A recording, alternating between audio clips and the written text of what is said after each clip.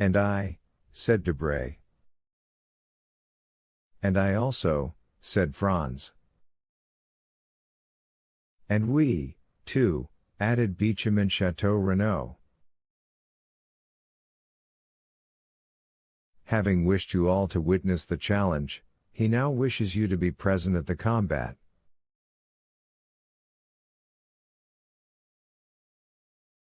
Exactly so, said the young man, you have probably guessed right.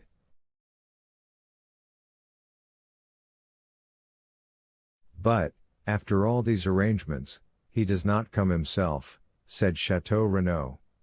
Albert is 10 minutes after time.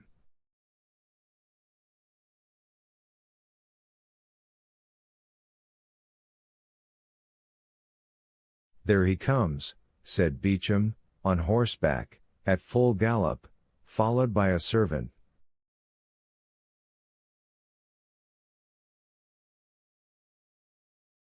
How imprudent, said Chateau Renaud, to come on horseback to fight a duel with pistols, after all the instructions I had given him.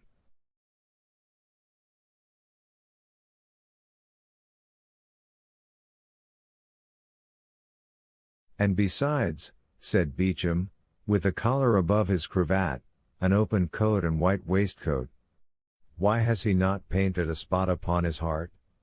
It would have been more simple.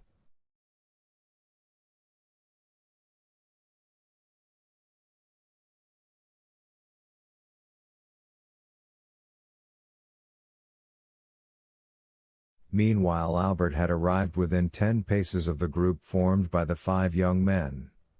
He jumped from his horse, threw the bridle on his servant's arms, and joined them.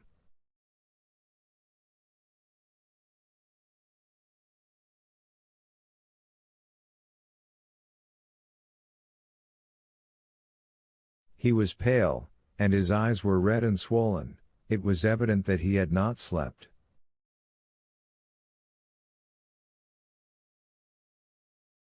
A shade of melancholy gravity overspread his countenance, which was not natural to him.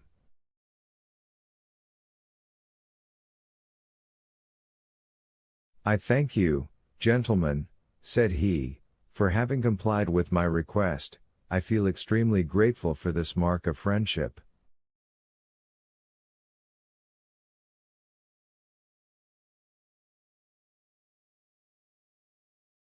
Morel had stepped back as Mercer approached, and remained at a short distance.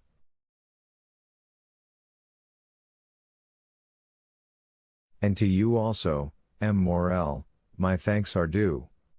Come, there cannot be too many.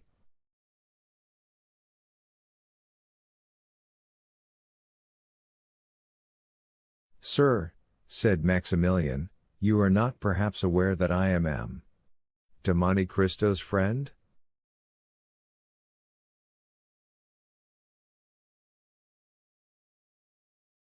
I was not sure, but I thought it might be so. So much the better, the more honorable men there are here the better I shall be satisfied.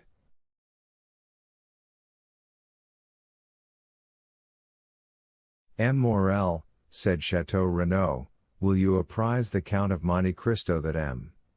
de Mercer is arrived, and we are at his disposal?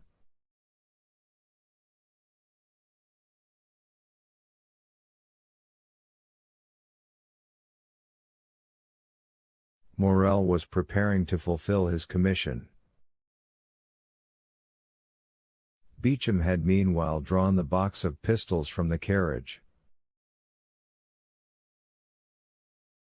Stop, gentlemen, said Albert, I have 2 words to say to the Count of Monte Cristo.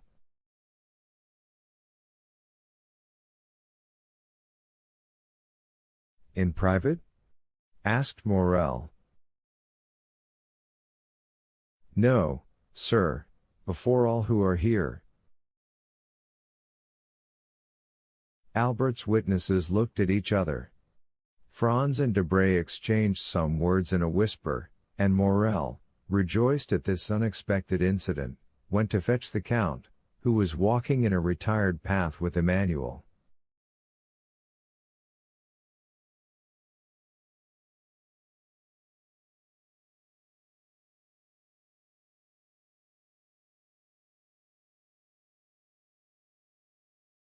What does he want with me?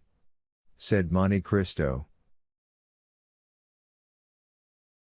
I do not know, but he wishes to speak to you. Ah?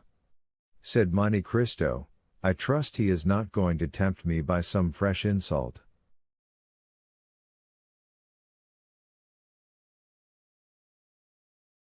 I do not think that such is his intention, said Morel. The Count advanced, accompanied by Maximilian and Emmanuel.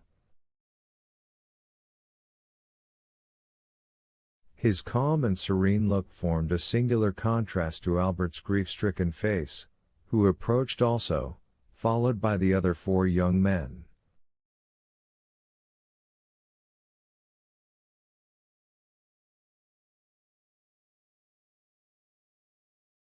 When at 3 paces distant from each other, Albert and the Count stopped. Approach, gentlemen, said Albert. I wish you not to lose one word of what I am about to have the honor of saying to the Count of Monte Cristo, for it must be repeated by you to all who will listen to it, strange as it may appear to you.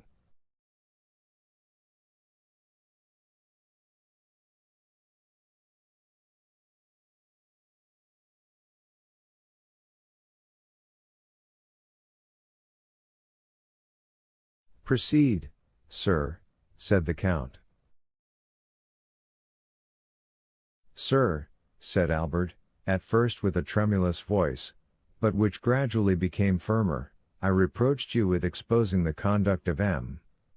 de Morcerf and Epirus, for guilty as I knew he was, I thought you had no right to punish him. But I have since learned that you had that right.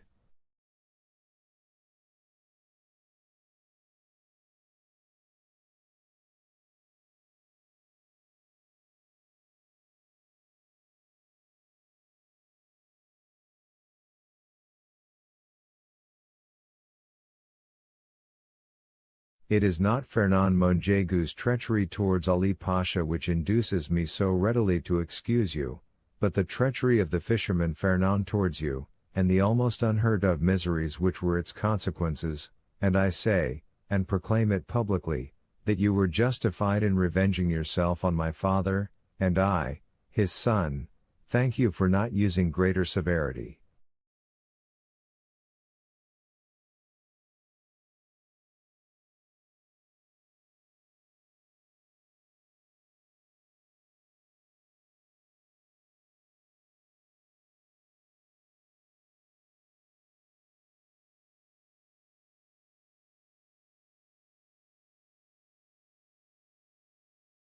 Had a thunderbolt fallen in the midst of the spectators of this unexpected scene, it would not have surprised them more than did Albert's declaration.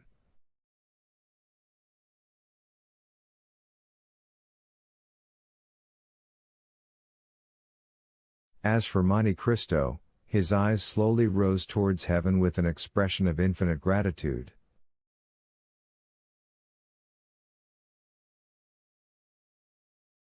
He could not understand how Albert's fiery nature, of which he had seen so much among the Roman bandits, had suddenly stooped to this humiliation.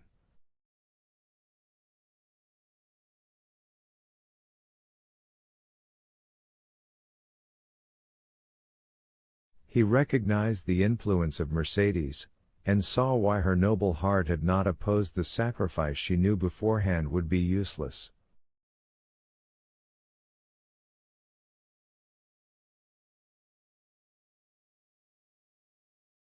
Now, sir, said Albert, if you think my apology sufficient, pray give me your hand.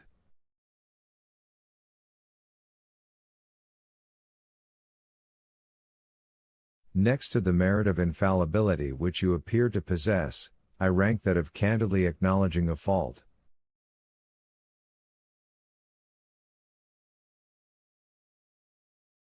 But this confession concerns me only. I acted well as a man, but you have acted better than man.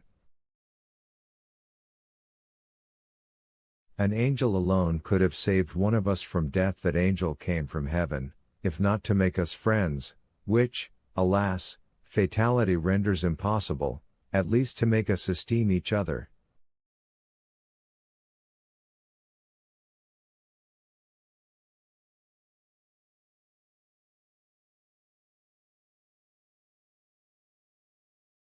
Monte Cristo, with moistened eye, heaving breast, and lips half open, extended to Albert a hand which the latter pressed with a sentiment resembling respectful fear.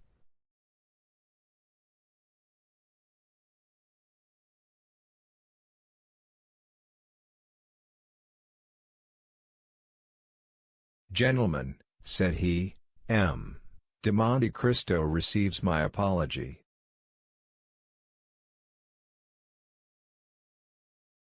I had acted hastily towards him. Hasty actions are generally bad ones. Now my fault is repaired.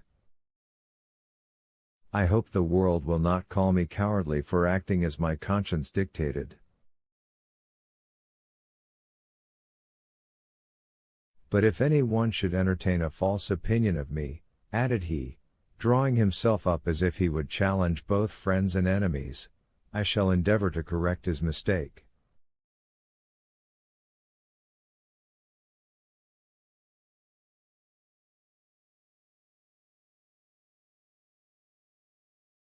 What happened during the night? Asked Beauchamp of Chateau Renaud. We appear to make a very sorry figure here.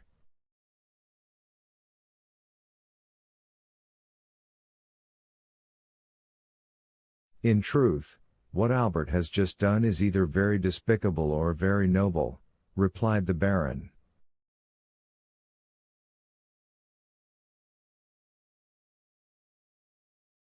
What can it mean? Said Debray to Franz. The Count of Monte Cristo acts dishonorably to M. de Morcerf, and is justified by his son.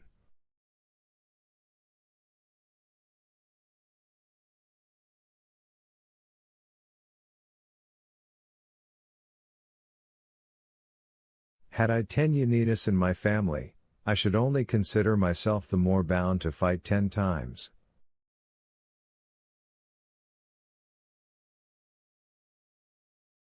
As for Monte Cristo, his head was bent down, his arms were powerless. Bowing under the weight of 24 years' reminiscences, he thought not of Albert, of Beauchamp, of Chateau Renaud, or of any of that group, but he thought of that courageous woman who had come to plead for her son's life, to whom he had offered his, and who had now saved it by the revelation of a dreadful family secret, capable of destroying forever in that young man's heart every feeling of filial piety.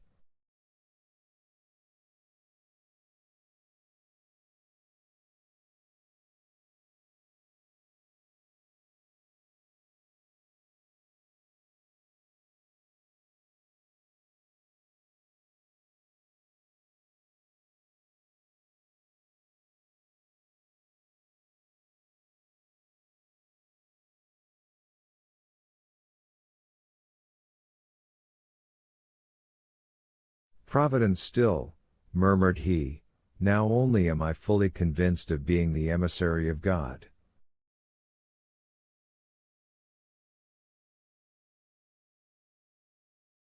Chapter 91.